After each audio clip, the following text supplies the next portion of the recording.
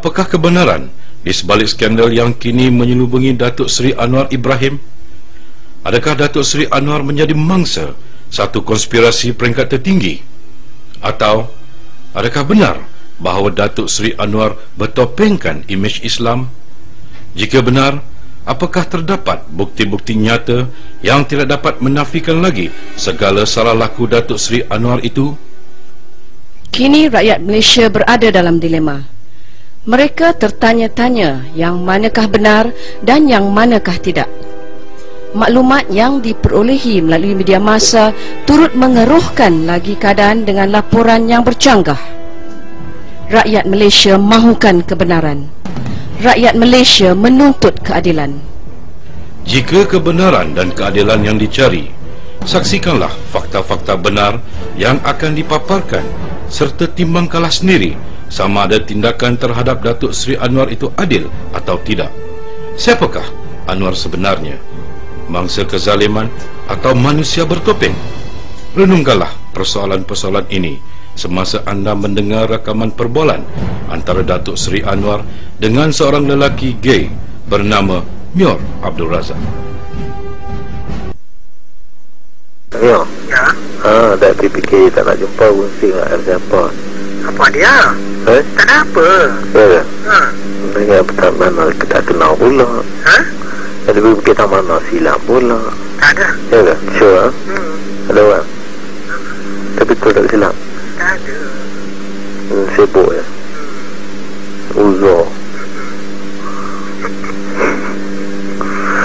Saya demam, batuk, banyak kerja. Sekarang ni penyakit putih. Dia tak boleh pertimbangkan semula keputusan. Apa dia? Tak boleh pertimbangkan semula keputusan. Tak boleh. Mau tamat. Jangan jawab buat nanya kita. Keputusan tamat. Ya, apakah penting tu? Tengoklah tentang buah. Kalau tak ada busy kan. Kerja dengan banyak ni. Itu Isnin ni? Ya, tak ada. Ini tak boleh. Selasa? InsyaAllah. Tapi insyaAllah tu bukan itu lah ya. Ada. Saya segan. Tak pernah. Tak kalau itu jadi isunya pula. Yalah. Bumbu plaster, bumbu kapal besar plaster kan. Okey, memang tak apa. Hari Selasa? Okey. InsyaAllah. InsyaAllah Arab ni. InsyaAllah tu tak ada. InsyaAllah keling ni. Yalah, keling lah.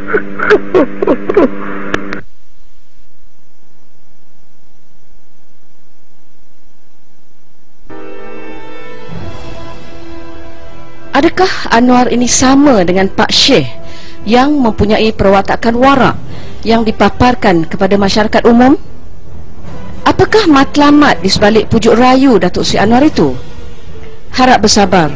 Bukti-bukti lain akan turut dipaparkan sebentar lagi. Terlebih dahulu, dengarlah latar belakang kes Datuk Seri Anwar dan tanyalah diri anda, siapakah Anwar sebenarnya? Sukma Dermawan bukan saja mempunyai hubungan seks dengan Datuk Seri Anwar, tetapi juga mempunyai beberapa orang boyfriend lain.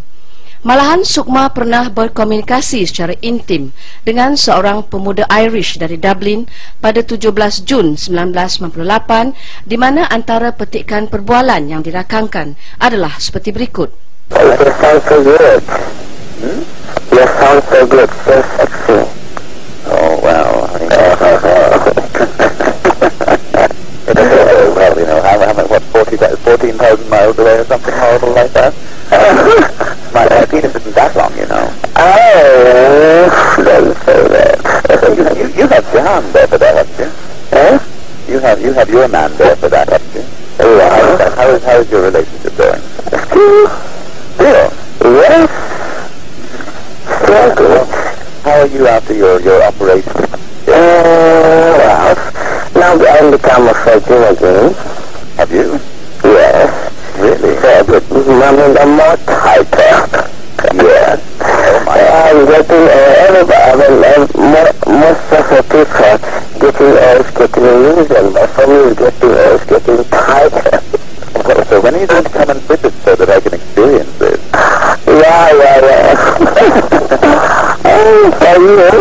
My God, I scared that now. So I was very good.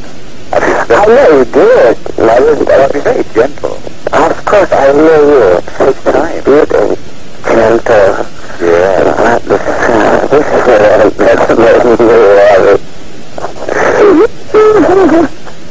Datuk Seri Anwar juga adalah seorang bisexual dan mempunyai hubungan sulit dengan beberapa wanita termasuk isteri-isteri orang, yang mana antara mereka adalah Syamsidar Taharing. Syamsidar, 33 tahun, isteri Muhammad Azmin Ali, bertugas sebagai seorang eksekutif perhubungan awam di Filio Elite Bank, Kuala Lumpur. Syamsidar pernah dibawa dalam kereta Daimler Datuk Nala ke Tivoli Villa secara sulit untuk bertemu dengan Datuk Seri Anwar. Dalam pertemuan-pertemuan tersebut, mereka telah mengadakan hubungan seks. Ini terbukti melalui keputusan ujian DNA yang dijalankan ke atas tilam yang dirampas dari apartmen di Tivoli Villa. Sharifah Intan Muhammad Sharif. Sharifah berumur 27 tahun, seorang janda dan pernah bekerja sebagai penyambut tetamu di Magnum Corporation. Beliau telah dipertemukan dengan Datuk Seri Anwar oleh Datuk Nala di Tivoli Villa, di mana mereka telah mengadakan hubungan seks. Soma Rodrigo Elias N. Soma Rodrigo, 31 tahun, masih single, adalah bekas eksekutif jualan. Dia telah diperkenalkan kepada Datuk Seri Anwar oleh Datuk Nala pada pertengahan April 1996 apabila N dibawa berjumpa Datuk Seri Anwar di Tivoli Villa untuk tujuan mengadakan hubungan seks. N terkejut dan enggan mengikut kehendak Datuk Seri Anwar apabila Datuk Seri Anwar cuba mencabul kehormatannya. Datuk Seri Anwar, that's what I told them. You met Datuk Seri Anwar, did you? And that he tried to ask me to go to date with him. Nur Laila Abdul Majid. Nur Laila, 27 tahun, sudah bersuami dan mempunyai seorang anak. Beliau pernah bekerja sebagai seorang jurujual di butik kepunyaan Sukma Darmawan. Nur Laila telah mengadakan hubungan seks dengan Datuk Seri Anwar sebanyak 2 kali di Tivoli Villa pada tahun 1997. Di Honda Drive?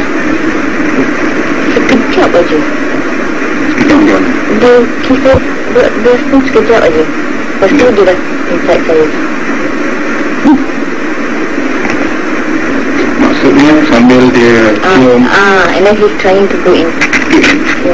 And then dia pakai kondom kata tak? First time tu dia tak pakai. First time tu dia tak pakai? Dia memang tak pakai kondom? Memang dia tak pakai. Dan saya nampak dia bawa kondom lah. Di tangannya ada kondom. Di Tangannya kondom dan memakainya. pakai terus? Buka lah di dalam kertas kan. Buka dan pakai. Pada satu ketika, Datuk Seri Anwar agak bimbang bahawa hubungan sulitnya dengan Nur Laila akan diketahui oleh orang ramai, dan kebimbangan ini jelas dipaparkan dalam perbualan di antara Datuk Seri Anwar dengan Nur Laila pada 11 Ogos 1997 sebagaimana petikan rakaman berikut. Uncle Ferry, good afternoon. Hello. Yes. Afternoon. Hello. How are you? I'm okay. And you? Fine, thank you. Apa you cakap ke orang macam tu, kata saya jumpa lah, beli jam lah apalah. Kau ada cakap dengan siapa? I don't know, you mention to your friend asked told one fella asked me, I said no lah. I told who? I don't know. My friend? Who? I don't know.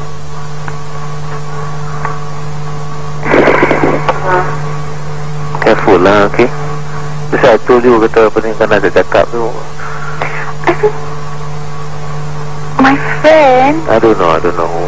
But one your friends told, or your guys or your friends, I don't know, told Who? What? one of your contact, your friends went to one of my friends. Dia ask me, I kata apa lah. Dia tak betul, dia tu I jumpa you this place and then bagi jam. Wonder who my friend is. I don't know. Be careful lah, cakap tu orang. I mean, if I were to tell my friend, there are nobody, there's no way for you to, I mean, there's no way for a person that know you boleh tahu itu tak? Yalah, your friend to your friend, my another friend to. No. I don't know lah, jadi kata ini boleh jadi orang nak create lah. So careful lah, okay? That's why I told you tu kan lah. Kadang-kadang dia cakap dengan orang, dia jadi, okay? So take it easy, tak apa lah, just want to caution you lah kadang. Okay? I tell you what. Yeah.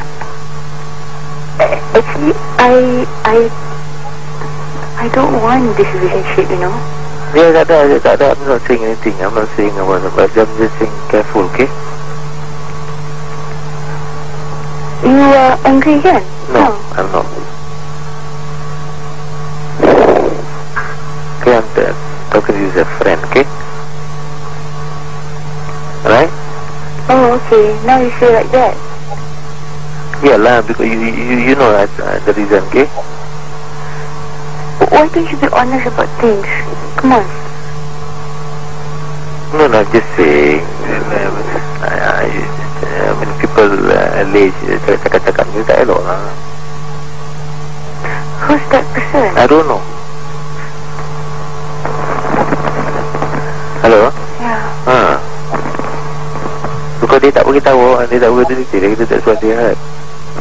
I told your friend adalah. Siapa? You know who lah misalnya jumpa I? Who's your friend? Huh? Siapa my friend? The one that always pick me up and I berjumpa you. Tak ada lah. No lah, I don't know. This one siapa cakap. I'm sure you know, but you don't want to say. I don't know. No, I know the person who told me, but he claimed that he heard from your friend. My friend?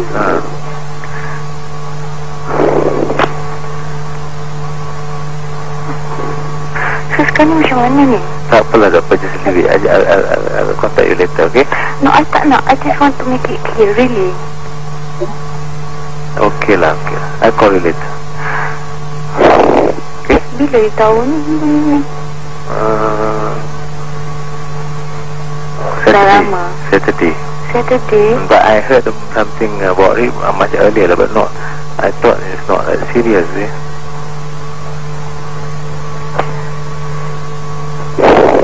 Okay, I call back, eh? Ni perlu lah macam ni. Please, eh? But, I call back. come on, you tell me lah macam mana. Kejap, I call back. Kejap, okay. I tunggu. Ya. Okay. Bye. Pemecatan Datuk Seri Anwar mempunyai implikasi terhadap keselamatan negara berasaskan faktor-faktor berikut. Datuk Seri Anwar memulakan kerjaya politiknya sebagai seorang aktivis pelajar yang berlandaskan Islam, dan ini telah memberi beliau imej sebagai tokoh pejuang Islam di dalam dan di luar negara. Oleh itu, pendedahan penglibatannya dalam kegiatan sumbang sukar dipercayai dan diterima oleh rakyat. Keadaan ini kalau dibiarkan boleh menggugat keyakinan rakyat terhadap kewibawaan kerajaan. Menyedari hakikat ini, Datuk Seri Anwar telah mengadakan roadshow sejak 2 September 98 di mana dia cuba mempamerkan bahawa pemecatannya adalah kerana dia memperjuangkan reformasi, menentang korupsi, kelusi dan nepotisme. Hakikat sebenarnya ialah Datuk Seri Anwar telah memperalatkan platform reformasi ini untuk tujuannya sendiri.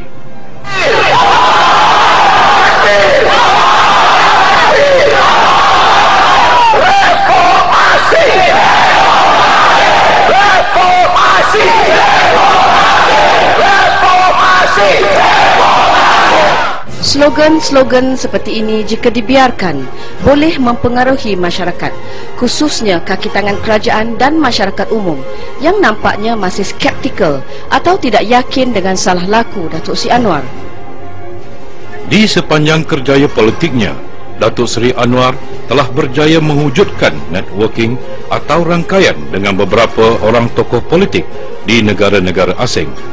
Nampaknya, tokoh-tokoh ini tidak dapat menerima hakikat bahawa kegiatan sumbang Datuk Seri Anwar benar-benar berlaku, dan oleh itu mereka mempunyai tanggapan negatif terhadap kerajaan Malaysia serta bersimpati dengan gerakan reformasi yang dilaung-laungkan oleh Datuk Seri Anwar. And so, among nations suffering economic crises, we continue to hear calls for democracy and reform in many languages. People's power, Joy Moi, Reformati. We hear them today, right here, right now, among the brave people of Malaysia. Datuk Seri Anwar bimbang tindakan membawanya ke mahkamah akan menjejaskan imej dan cita-cita politiknya. Tujuan roadshow serta pergerakan reformasinya adalah untuk mengenakan tekanan kepada kerajaan, mempersendakan amalan demokrasi negara, mencabar kewibawaan sistem perundangan dan kehakiman serta menggulingkan kerajaan yang dipilih oleh rakyat. Dalam konteks ini, tindakan kerajaan adalah ikhlas dalam membawanya ke muka pengadilan agar rakyat benar-benar faham siapa Anwar sebenarnya. Dengan ini, rakyat akan tahu bahawa Anwar sebenarnya adalah Dr. Jekyll and Mr. Hyde atau musang berbulu ayam. Kini, setelah dihukumkan oleh mahkamah, laungan reformasi Datuk Seri Anwar telah disahut oleh ahli-ahli keluarga terdekat dengannya, beberapa pertubuhan bukan kerajaan dan barisan parti pembangkang, serta juga segelintir usahawan yang kecewa. Walaupun slogan reformasi terus dilaungkan oleh mereka, namun jelas setiap golongan ini mempunyai agenda tersendiri, dan walaupun penggerak-penggerak reformasi ini telah melangkah masuk ke arena politik dengan pelancaran Parti Keadilan Nasional, namun kegiatan politik jalanan mereka masih diteruskan. Networking atau rangkaian luar negeri yang dipupuk oleh Datuk Seri Anwar tidak terputus walaupun dia kini dipenjarakan. Usaha ini diteruskan oleh isterinya, Datin Sri Dr. Wan Azizah. Pada 13 Mei 1999, Dr. Wan Azizah telah berjumpa dengan James Wolfenson, Presiden Bank Dunia di lapangan terbang antarabangsa Kuala Lumpur, KLIA. Ini diikuti pula dengan satu pertemuan secara sulit 2 hari kemudian di antara Dr. Wan Azizah dengan isteri Michelle Kemdesu, iaitu Presiden International Monetary Fund atau IMF. Yang menjadi tanda tanya sekarang ialah, apakah yang mendorong Datuk Seri Anwar, seorang tokoh yang memperjuangkan idea Islam sejagat, berdamping rapat dengan tokoh-tokoh Barat yang mana agenda mereka terhadap Islam masih diragukan? Dan mengapakah tokoh-tokoh Barat ini begitu gairah dan berminat untuk bertemu dengan Datin Sri Dr. Wan Azizah di dalam dan di luar negara? Andainya Wan Azizah dan Parti Keadilan memperjuangkan nasib bangsa Malaysia, apakah keperluan atau matlamat mereka menagih simpati atau meraih sokongan dari tokoh-tokoh negara Barat? Akhir kata, mereka ini sebenarnya menaguh di air yang keruh. Matlamat penjelasan ini adalah untuk memaparkan perkara yang sebenar, kerana kebenaran akan mengelak orang ramai daripada terus keliru dan melakukan sesuatu yang bercanggah dengan kesucian agama. Kebenaran juga akan mengelak orang ramai dari bersubahat dengan perkara-perkara yang menyalahi hukum, kerana mereka tidak mengetahui perkara yang sebenar. Adalah diharapkan tiada lagi terdapat orang-orang yang sanggup bersubahat dengan kemungkaran sehingga boleh mencetus keadaan darurat yang merugikan masyarakat Malaysia.